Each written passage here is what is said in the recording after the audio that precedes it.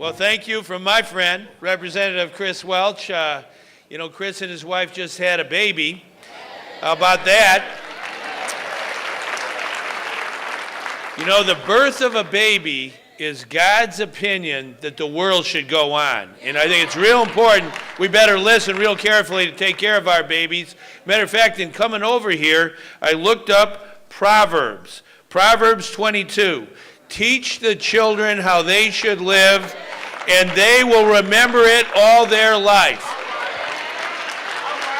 That's what Rock of Ages is all about.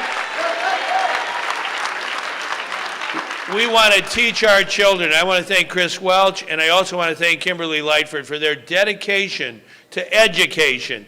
We have to make sure our babies, when they're born, they get early childhood education and are ready for kindergarten. And then when they go from K to 12, we want them to do well and graduate and move on.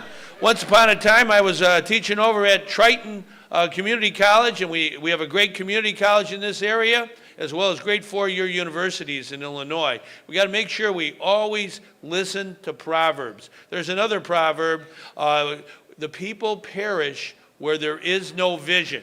We have a vision in Illinois, and we understand one of those important parts of our vision is to make sure everyone gets a decent wage. And I do want to thank Senator Lightford and Representative Chris Welch, because we're going to raise the minimum wage in Illinois this year. We're going to do it together.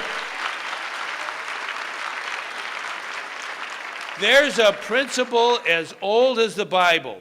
If you work hard, if you work 40 hours a week, if you're doing your job, you shouldn't have to live in poverty. We want to alleviate poverty.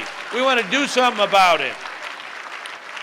And we've got to do it together. Our president, President Obama, he went to see the Pope this week, and the Pope said, last year he was the Man of the Year of Time magazine. He said, we cannot have an economy that excludes people. We've got to include everybody in, nobody left out. Very, very, very important to make sure that we take good care of all those who work hard and take care of their health needs.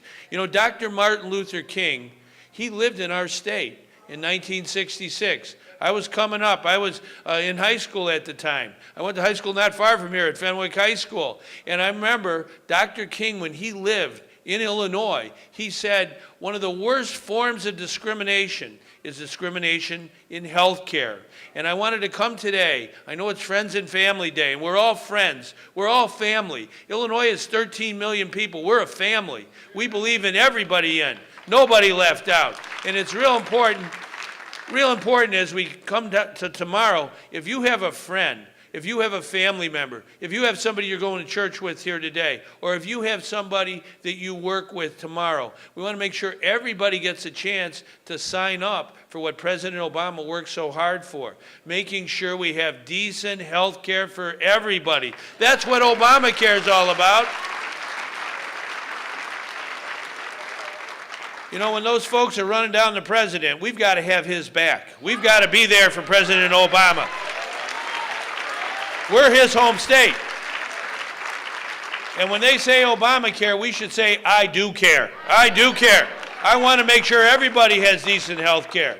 I want to make sure everybody has a good education. I want to make sure everybody who works hard gets a decent wage. That's really what our faith is all about. So I wanted to conclude today. I looked up another passage from Isaiah, the Old Testament prophet, Isaiah. Now, Isaiah talked about righteous oaks. And everybody here in this church today, with Pastor Wiley, we're all righteous oaks. We want to help our neighbor. But Isaiah said, thus says the Lord, share your bread with the hungry. Shelter the oppressed. Don't turn your back on your own.